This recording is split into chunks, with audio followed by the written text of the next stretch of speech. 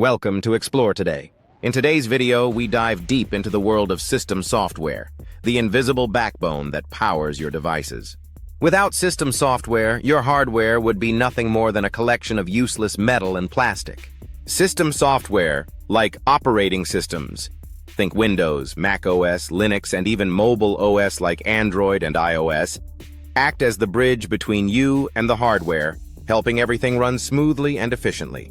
From managing files, executing applications, to controlling connected devices like printers and scanners, system software handles it all behind the scenes. It's like the stage crew of a theater, making sure the show runs perfectly while staying out of sight.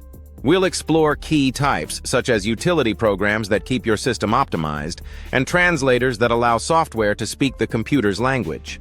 Stick around because understanding how system software works gives you a massive advantage, whether you're a casual user or dreaming of a tech career.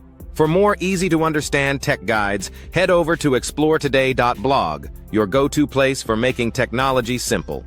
And hey, if you enjoyed this breakdown, hit like, comment below your favorite OS, and subscribe for weekly tech insights.